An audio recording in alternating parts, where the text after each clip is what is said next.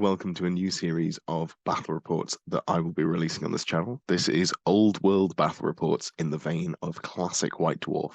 If you remember the top-down representations of models on a grassy green background where, hills were lumps and trees were vague approximations. You had arrows for movement and little explosions to show you wounds. That is what I'm going with. Hopefully you enjoy that. This is very much a proof of concept. If you think there's a way that I can do this that represents it a little better, if there's a way that you think I can do things more clearly, if you think there's a better way for me to structure the video, please do let me know below. This is very much something that I haven't done before, so I'm enjoying putting this sort of content out, but I would love to hear if you think I can improve in any way. So, before I get into the game, this was my third or fourth proper competitive game of Old World, having an absolute blast. I was playing into Jack Chapman, one of our team. This was Jack's first game of Old World. However, he did used to play 9th Age competitively, so it was great to have a proper game into someone who knew what they were doing, really, test my ability to play and teach me a thing or two about how the grindy undead game plan goes. There were a couple of things that we did get wrong. A couple of movement situations, like the Terrorgeist early on. Apparently, the way that movement happens in 9th Age, the Terrorgeist would have moved differently. We worked out that Jack could have done what he wanted to with his movement if he understood how the movement worked in the game. He could have avoided the bolt throwers that he was trying to hide behind a hill for and still get into the same situation. So that was fine. The Banshee that joined the skeletons, he would have just walked next to it. It didn't give him any meaningful benefit for having it in the model there. So it wasn't a problem. It's just, next time you'd realize that ethereal means that you can't actually have that in the unit. And then also the caster, the necromancer, he probably wouldn't be running that in the squad of zombies, just have it next to it. Not that that's something that you can't do in Old World, but just it feels more beneficial to have your casters out of units generally. So, moving on to the lists. This is a list that I've been playing around a little bit with. The core of 2 Iron Demons and a Sorcerer Prophet on some sort of flying mount seems like a fairly solid way to go. Then it's also got some Black Orcs and a Chariot as well, which is sort of the budget combat character, just to give a little bit more punch to a list, which I feel like struggles with punch in combat. So I was running the Sorcerer Prophet level 4 on Lamassu, which is, the cheap Griffin equivalent for Chaos Dwarves. Armor of Meteoric Iron and a Talisman of Protection. It's a 5-up armor save that can't be modified, and a 5-up war save. So basically a 5-up against every incoming attack. I also had Lore Familiar, which lets me pick the spells that I've gone for. Then I've got a Black Orc Big Boss on Chariot, Great Weapon and Full Plate, Charm Shield to give me a 3-up against shooting, and a single 5-up ward. Realistically, only ever in the shooting because I'm using the Great Weapon in melee. Basically, what that means is if someone shoots a cannon at me, I have a chance to, not immediately just fold to it. I'm also running the Paymaster's Coin. Paymaster's Coin gives you a once per game reroll all your hits, just for the big boss, not for the Chariot models as well. Obviously, you can call a war with the big boss. Once per game, your entire unit gets to reroll all ones to hit, and you get +1 to your combat resolution if you pass a leadership test. However, just having that reliability to reroll those 2s with a great weapon, you only pop the coin when you need it. I think it's quite a good use of 25 points, and I had some spare in this list. Then I'm running 18 Black Orcs. They have, I believe it's called the Motley Crew special rule, so you can have them equipped with and fighting with different weapons. 10 shields, as long as you've got over half the number of the models in the unit have shields, you take whatever the majority armor save. So against shooting, you're always getting that 3-up armor save from the full plate and shield. And if you want to get the benefit of the shields in combat, you have them interspersed so every other model has a shield. In the front rank, you go with, half the models fight sword and board, and the other half fight with the great weapons. If you've been charged by something, you want to have models left to strike back. It is a little bit gamey. I think it's interesting to play with. We'll see how that sort of develops as people get more games in Old World. And then I've got a boss and a standard bearer in there. I've also got 13 Infernal Guard. This feels like a good unit to test out with Line Hammer. Well, I didn't do it in this game, but I think it's got potential in that case. I'm still not entirely sold on Line Hammer being a one-size-fits-all or particularly useful, but we will see. They've got Fireglaves, which are basically 18-inch range, strength 4, AP1, single shotguns, but they're also halberds, so they only get a single attack in combat anyway, but it is at strength 5, it is AP1, so it's a fairly valuable attack. They've got drills to let me reform them if I do want to go for something more akin to Linehammer, and a death mask there. I feel like having a unit champion in there is good. I'm not bothered about giving them a standard bearer. I don't feel like I'm going for, long protracted combats where the extra combat res is good. But being able to challenge at a, potentially someone on a dragon who charges me, I can then challenge out. The unit survives. The combination that they have of stubborn and shield wall means that the squad buys a turn for me to, find an answer to that big threat that's charged them. Then I've got the 2 Iron Demons. Iron Demons are fantastic. For anyone who doesn't know them, they're basically steam tanks. What that means is you've got a T7 7-wound chariot with a 3-up armor save. They're a bit of a beta in combat. They've got impact hits, they've got stomps, all with AP. The models on top have some attacks as well, but they're not super meaningful. They do also have a organ gun on top. So that is roll 2 artillery dice, and you get that number of shots at strength 5, AP1, armor bane 1. Ballistic skill 4. Only 18-inch range, so you do end up hitting on 4s or 5s quite frequently, but it is a high output of shots there. With it being an organ gun, if you roll a single misfire, you're shooting at -1 to hit. If you roll 2 misfires across both the 2 dice, you are instead take a single wound. They are both upgraded with Hellbound. That gives you a 6-up ward against, I believe, non-magical attacks. It upgrades them to having Terror. A couple of little bits of admin there. But it also gives them, once per game, they get to re-roll a single misfire, which is very nice. If you're, trying to kill a unit of Blood Knights, for example, and you roll an 8 and a misfire, being able to re-roll that misfire into a number of shots makes it much more likely that you'll do something when you need them to do something. They are chariots, which means technically they have 360-degree line of sight in the shooting phase. I'm not sure if that's something that's going to last, whether it's going to be FAQ'd away or if it's just going to be, something that is played competitively but feels a bit odd. We will see. As for now, it does mean that they are quite a flexible package. They're also unbreakable. Then there are 3 Hobgoblin bolt throwers. These things are incredible. 45 points a model. They're only business skill 3, but they are putting out, a bolt thrower shot. So being able to bring 3 or 4 of them, just spam them, makes them quite a useful addition to the army, I think. One of the few sort of threats that you can bring in this list to a big monstrous creature being ridden by a lord, and makes them have to think twice about where they position them. There are then 3 Bull Centaur renders. These have D3 impact hits at strength 4 AP2, which is what I'm leaning on. I've gone for the light armor of shield. In retrospect, I don't think the shield is correct.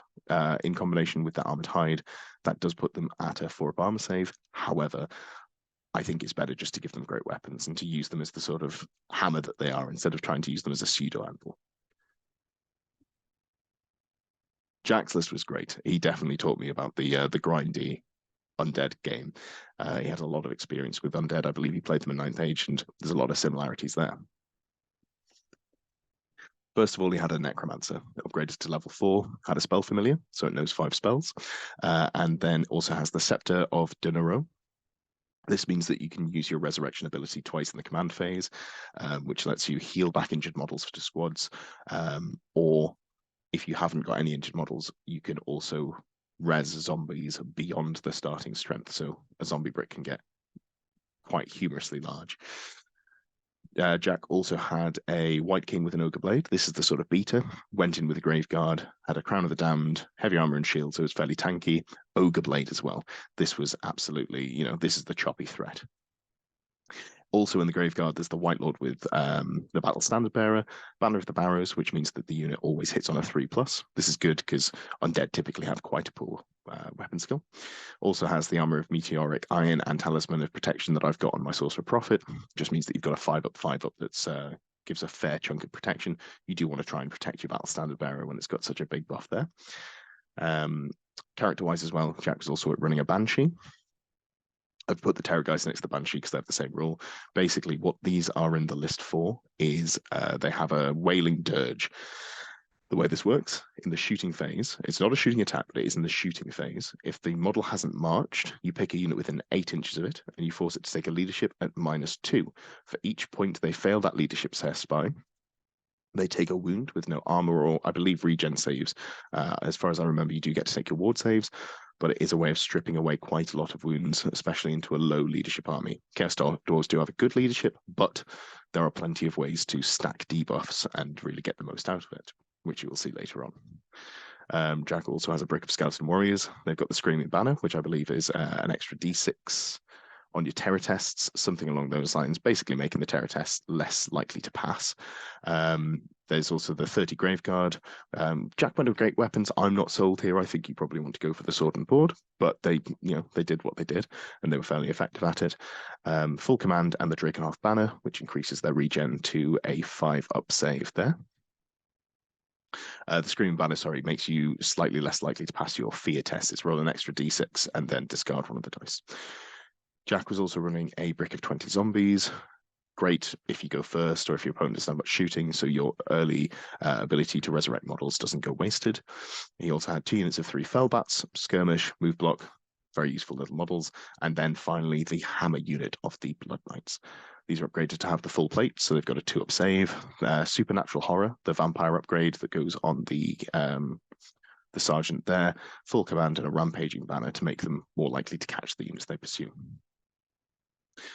Moving into the spells, I had lore familiar, so I picked mine. I have a Curse of Hashut, which is a spell that is specifically for sniping out characters. It can only target characters, but if it goes off, they have to take a toughness test, and if they fail it, they take, I believe it's D3 + 2, strength 5, hits, no armor saves. You're allowed wards as normal, so it's good at getting rid of casters. I didn't realize Master Necromancer is a T4. However, I probably would have taken it anyway. I also went for Plague of Rust to try and strip away my opponent's armor save. The Organ Guns on top of the Iron Demons are only AP1. Being able to drop them to effectively AP3, giving my opponents a 5-up save instead of a 3-up save is very big when I'm trying to kill very valuable single wind models. I also had Wind Blast, which is a magic missile that pushes back enemy models 2 inches. Quite valuable if you're trying to play the positioning war, especially against a slow army like Undead. And then finally, Travel Mystical Pathways, which you select one of your units and redeploy it within 12 inches of where it was.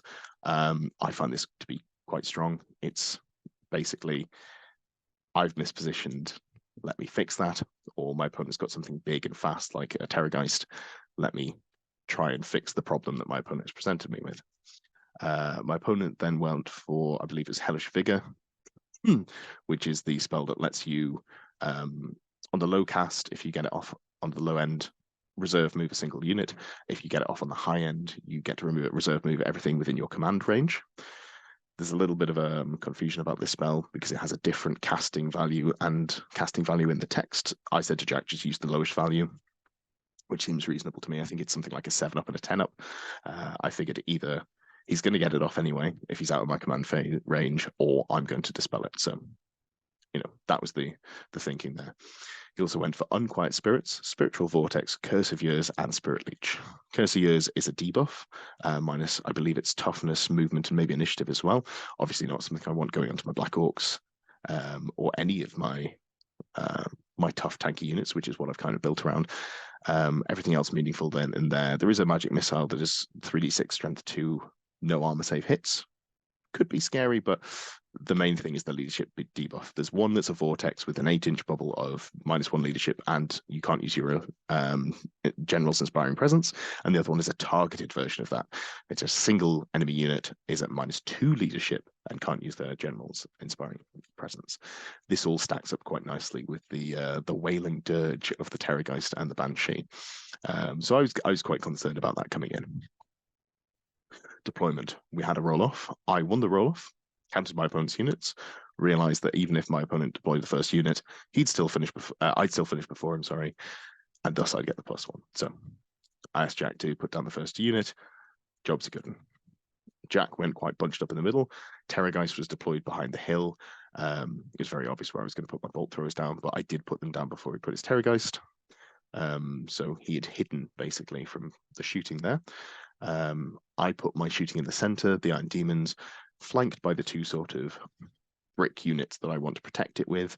I put my bull centaurs on the left flank. I think this was incorrect. I wanted to sweep round and flank. Looking at the terrain, it was going to be a long distance to get round. It was quite pinned in. And then Jack responded by putting the Blood Knights, which, with their counter charge, is quite a scary prospect for the bull centaurs. Put in my characters, sorcerer at the back there just to buff everything, and the big boss and chariot over to the left. After I realized that I was a little concerned about the Blood Knights, I wanted to have a little bit of backup for that. Jack had gone for a much more focused ball in the center, a very much a death ball. He had his Terrorgeist, as said before, behind the hill, so I couldn't shoot it with the bolt throwers. And something that I hadn't really thought about was he had his Great Bats sort of flanking his units, basically ready to respond to whatever positional play I went for to try and get me out of position and make it difficult for me to do what I wanted to do. Even though I had the +1 to cast, the +1 to roll off, I did roll lower than Jack, and Jack did get first turn. Coming into Jack's strategy phase, Jack fails his first ability to resurrect models. Then he casts it again, gets the leadership test off, and he manages to resurrect 6 additional zombies. However, he rolls a 1 on the scepter. You roll it, roll a d6 after you've taken the test a second time, and on a 1 you take a mortal wound. Well, take a wound, sorry. So Jack's necromancer drops a single wound, but manages to res 6 zombies. He manages to cast his reserve move spell, Hellish Figure, on the 11+ on the top end, which means that his entire army gets to shuffle forwards even further. However, he moves quite conservatively. Into the movement phase, you can see here, everything moves forwards. Terrorgeist stays behind the hill. He is quite scared of the bolt throwers. I think he wants me to commit so that he can only have to take 1 turn of shooting with the Terrorgeist as opposed to take multiple turns of output from it. The Bloodlights push up on the left here. Something that Jack hadn't realized was how line of sight works with and charges. I believe that's different in 9th Age. However, what it did mean was that flank was anchored very securely because I didn't feel like I could move up and charge them.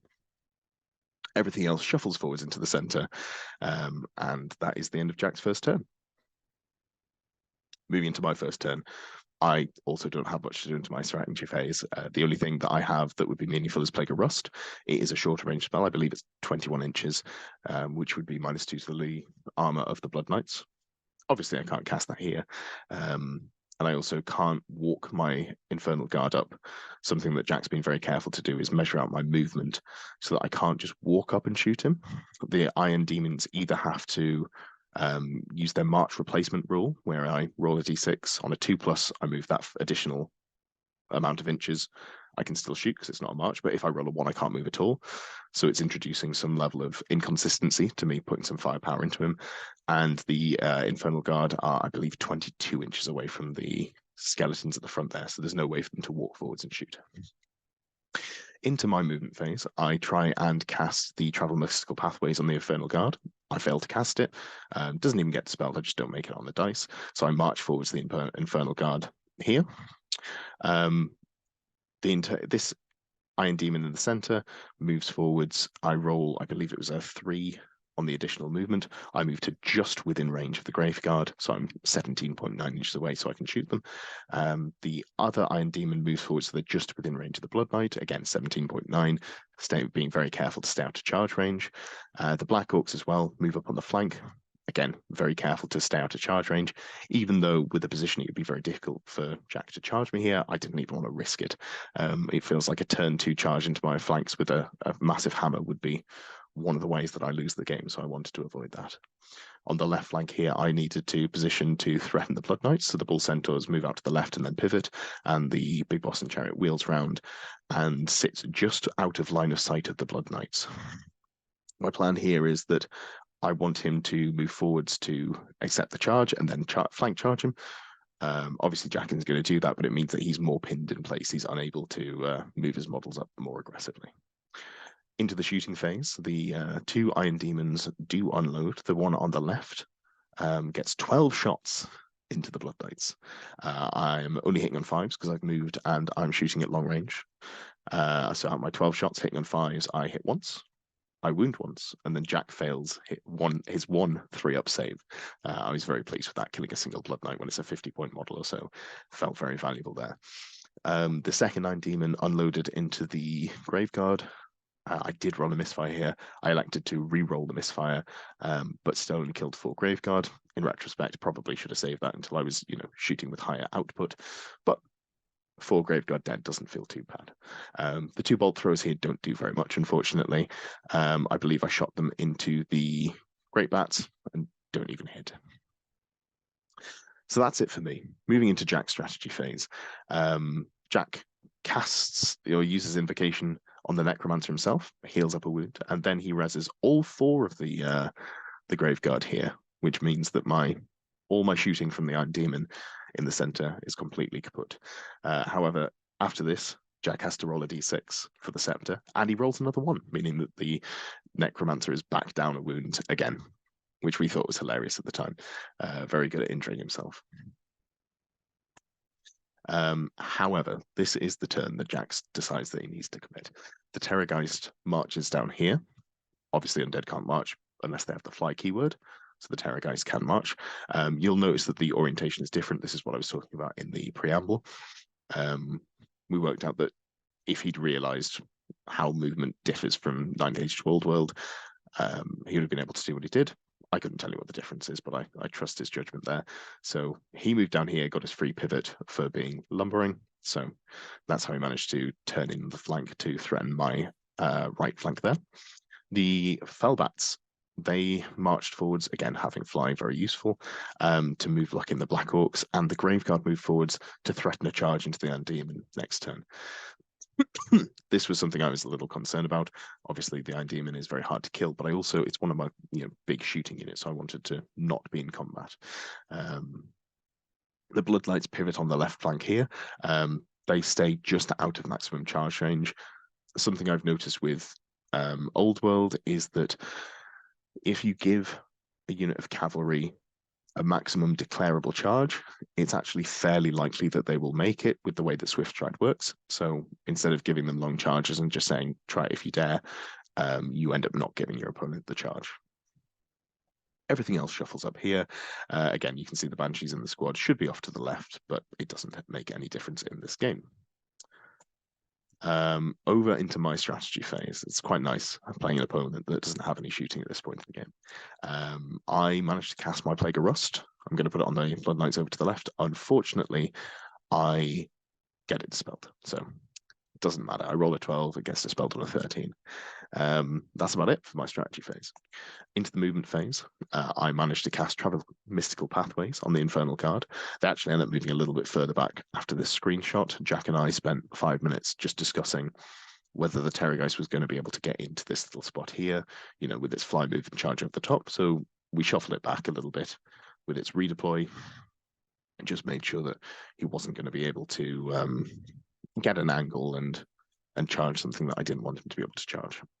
The big boss and chariot does have to wheel, unfortunately, through the forest and then start moving over to the side. I don't fail my dangerous terrain tech, which is good because chariots take D3 wounds. This chariot spends an uncomfortable amount of time around the wood, as you'll see later in the game. The only charge that does come in is the Black Orcs into the Great Bats. This goes exactly as you'd expect, but I've got to clear them out, and I didn't clear them out with my shooting. Pretty much everything else stays still. I decide that I'm going to stay still with the Iron Demons because I want to try and get that additional, I want to be hitting it 4s into the Terrorgeist. I want to really try and clear that off because I'm terrified about it on my flank.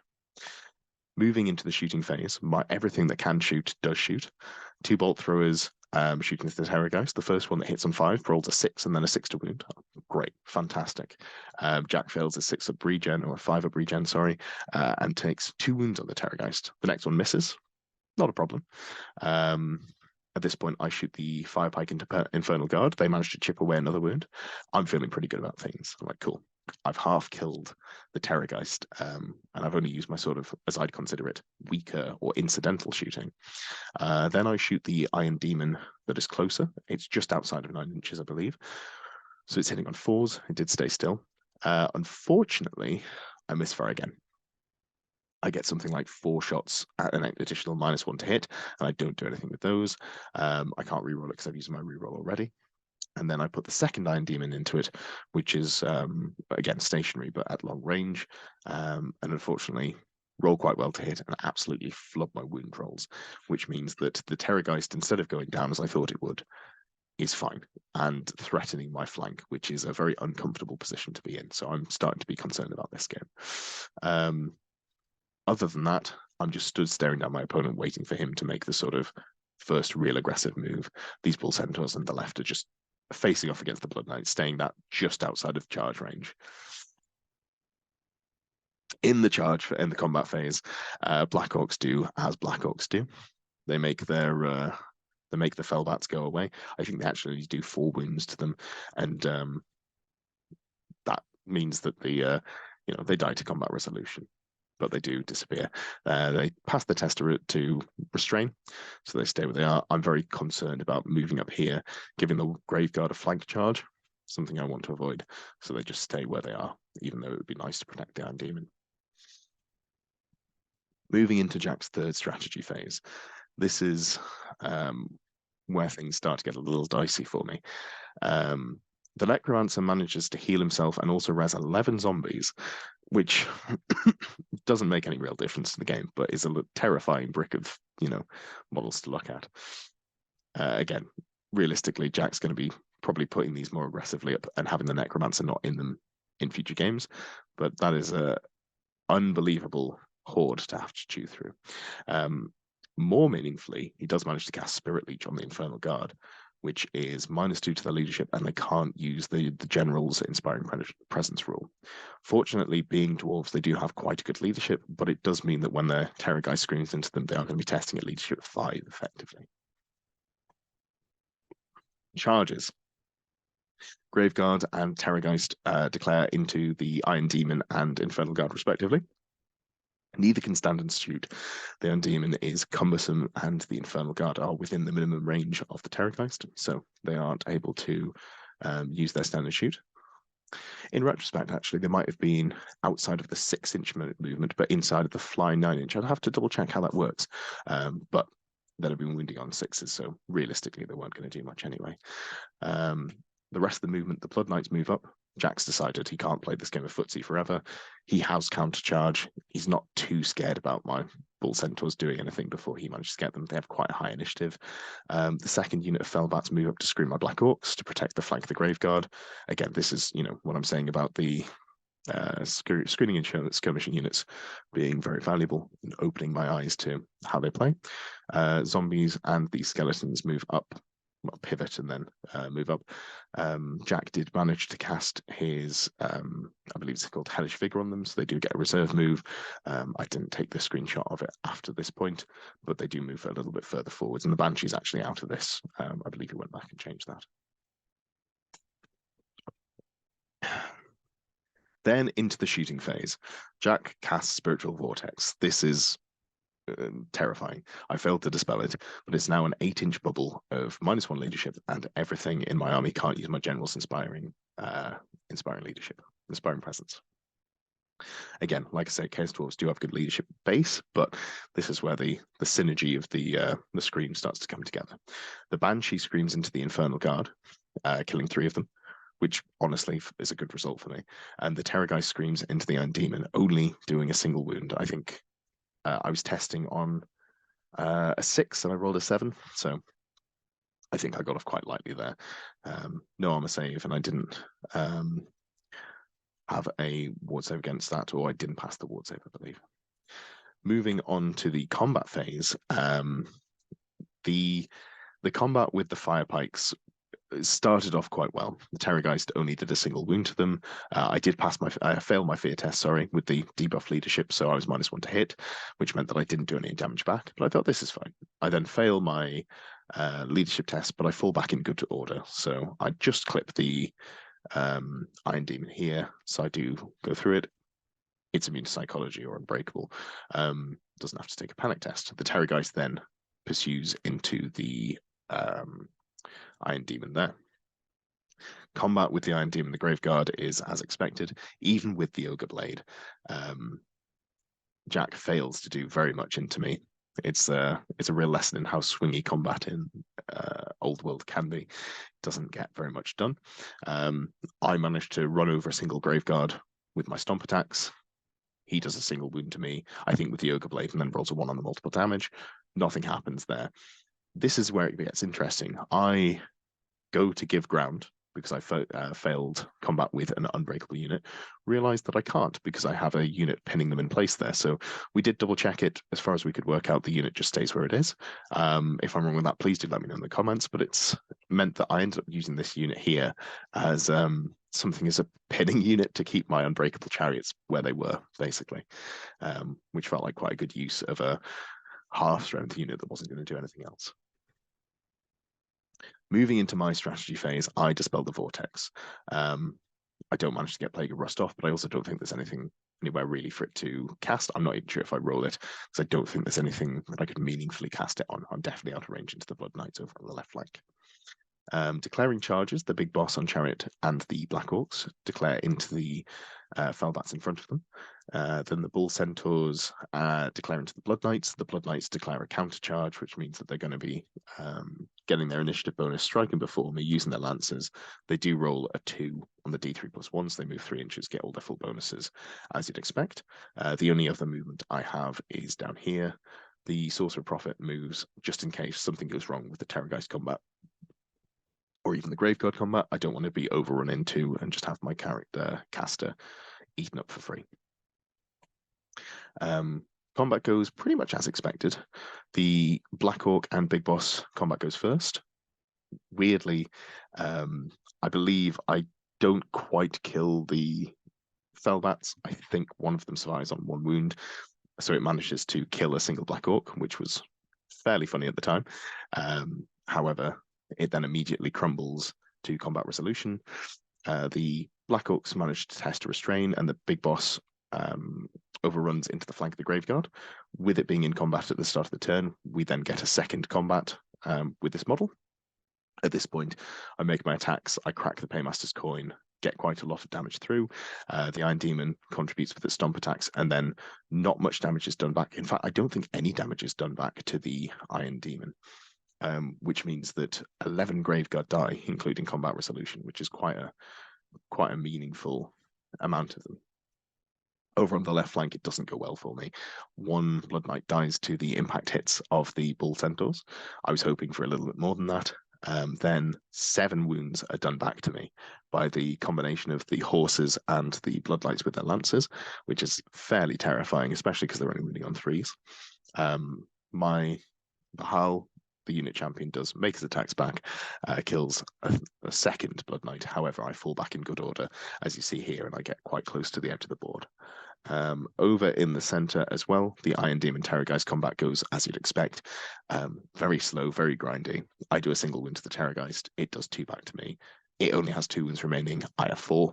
I'm fairly happy with how this is going. At this point, I'm not super in love with how the game's panning out, but it also doesn't feel too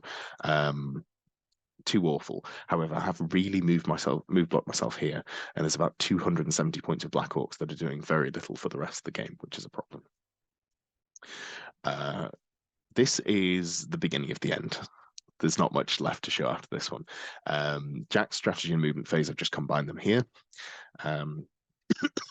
So Jack reses a lot of Graveguard, so all the hard work I did, very little of it means anything. And it's this point I realized I do not have the tools to deal with his list, or I've not used my tools effectively to deal with the Graveguard, that's for sure.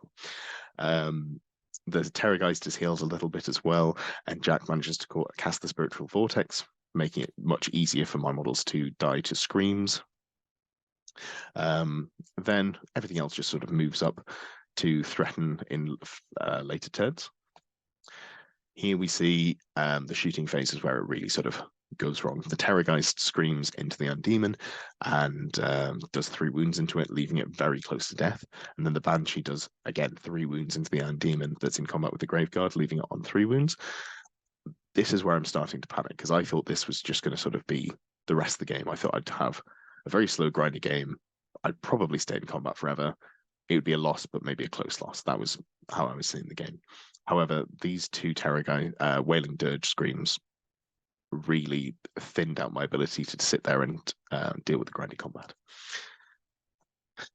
Then we go to the combat wrap-up and the combat phase and wrap-up, sorry. I believe this picture is actually taken a little after the end of turn 4, but it basically summarized what happens. The Terrorgeist does stay locked in combat for a little bit longer within the Iron Demon. It does then eat it, run down those Firepipe Guard.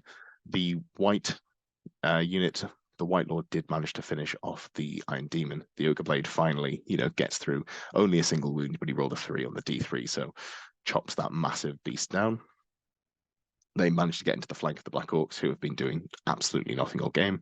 The Big Boss and Chariot falls back in good order, ends up again in the terrain. Very poor positioning on my part, but I'm not punished for it. I don't roll a 1, so I don't take those multiple wounds. The Sorcerer Prophet does, run away later in the game, because we did play this out. I haven't taken the screenshots because there's not really anything to show. The Sorcerer Prophet runs off over here to try and save some victory points, protect the general. It does survive till the end of the game. I also managed to snipe out a couple of things. I kill a Banshee to get some victory points back.